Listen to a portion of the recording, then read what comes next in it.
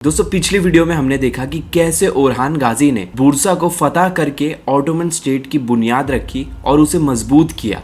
लेकिन अब कहानी और भी ज्यादा रोमांचक होने वाली है, क्योंकि ओरहान गाजी के बाद एक ऐसा सुल्तान आया जिसने सिर्फ अनातोलिया तक खुद को सीमित नहीं रखा। उसने अपनी तलवार यूरोप की तरफ उठा ली, बाल्कन्स को हिला दिया और ऑटोमन स्टेट को एक यूरोपियन पावर बना दिया। दोस्तों ये कहानी है सुल्तान मुराद वन की। 1362 सी ओरहान गाजी के वफात के बाद उनके बेटे मुराद वन ऑटोमन सुल्तान बने। मुराद जब सुल्तान बना तो ऑटोमन स्टेट उस वक्त पहले से बहुत ज़्यादा पावरफुल हो चुकी थी और ऑटोमन स्टेट का राजधानी शहर बुरसा था। ओरहान गाजी ने जाने से पहले ऑटोमन एम्पायर के जो आर्मीज थे, सोल्जर्स थे, उन्हें बहुत डिसिप्लिन कर दिया था। मुराद के पास एक डिसिप्लिन आर्मी थी, ट्रेड भी बना बनाया मिल गया, अच्छे से बिजनेस में तरक्की हो रही थी ऑटोमन स्टेट को। लेकिन दोस्तों मुराद वन का सपना बस इतना नहीं था। वो ऑटोमन स्टेट को एक छोटी सी किंगडम से एक बड़े एम्पायर में बदलना चाहता था। उसका वो सपना था। मुराद को पता था कि अगर एम्पायर को ग्रो करना है तो नए और मजबूत एरियाज को जीतना पड़ेगा। और तभी मुराद की नज़र पड़ी यूरोप के बाल्कन रीजन पर। लेकिन दोस्तों बाल्कन इतना इम्पोर्टेंट क्यों था मुराद के लिए? उस जमाने में बाल्कन्स यूरोप का एक स्ट्रेटेजिक एरिया था। आज के Serbia, Bulgaria, North Macedonia, Greece और अल्बानिया जैसे देश इसी रीजन का हिस्सा थे। यहाँ से यूरोप के अंदर पहुँचना आसान था और जितने भी ट्रेड रूट्स थे वो ज़्यादातर यहीं से ही गुजरते थे। लेकिन उस वक्त बाल्कन्स जो था वो एक यूनाइटेड किंगडम नहीं था। बाल्कन्स में हर जगह अलग अलग राजा थे और सब में खराबी ये थी वो आपस में ज़्यादा लड़ते थे। और मुराद को जब ये वीकनेस के बारे में पता चला तो मुराद ने यही मौके का फ़ायदा उठाने की कोशिश की। मुराद का सबसे पहला बड़ा मिशन, मुराद ने सबसे पहले अपनी आर्मी को और ज़्यादा ऑर्गेनाइज किया। उन्होंने घोड़े पर लड़ने वाले सोल्जर्स को और मजबूत किया, उन्हें और स्किल्स सिखाए, इन्फेंट्री को डिसिप्लिन किया, मिलिट्री ऑफिसर्स अपॉइंट किए। हर कैंपेन प्लानिंग के साथ चलाई जा रही थी। मुराद की एक आदत थी, वो बिना स्ट्रेटेजी के कोई भी वॉर नहीं लड़ता था। इसी वजह से मुराद की आर्मी हर साल और पावरफुल होते गई। अब बात करते हैं एड्रियानोपल की फतह।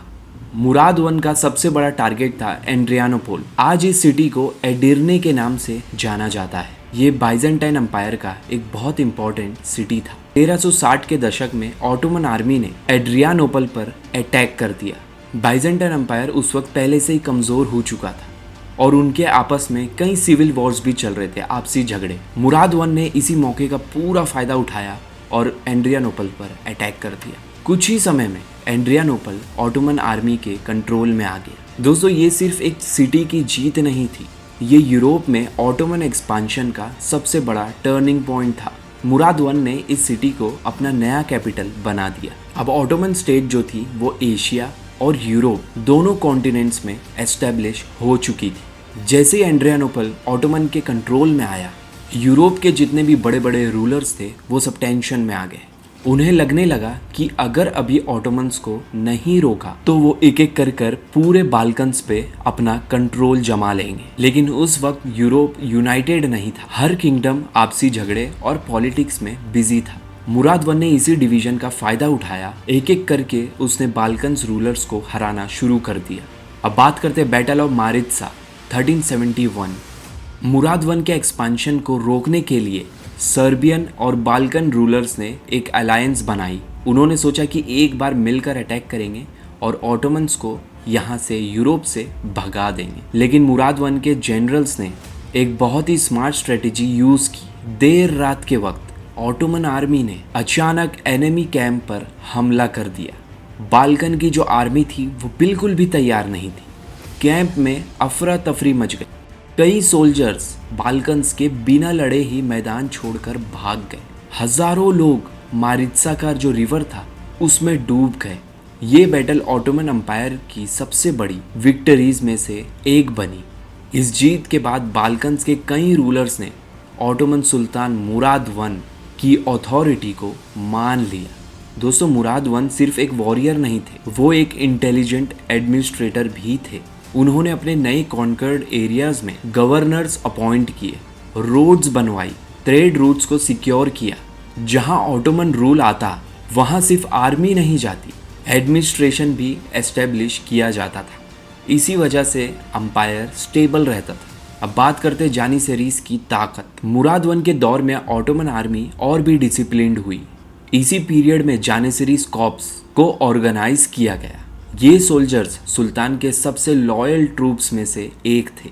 इनकी ट्रेनिंग बहुत ही कठिन, बहुत ही टफ हुई करती थी। ये बैटलफील्ड में डिसिप्लिन और स्ट्रेटेजी के लिए मशहूर थे। आगे चलकर यही जानिसरीज ऑटोमन विक्ट्रीज के सबसे बड़े रीजन बने। बात करते बाल्कन्स में ऑटोमन एक्सपांशंस की। बैटल ऑफ मारित्सा के बाद ऑटोमन एम्पायर की स्पीड और ज़्यादा बढ़ गई। बुल्गारिया के कई हिस्सों ने ऑटोमन अथॉरिटी को मान लिया। नॉर्थ मैसेडोनिया में ऑटोमन का इन्फ्लुएंस बढ़ने लगा और सर्बिया पर प्रेशर बढ़ता ही गया ऑटोमन्स का।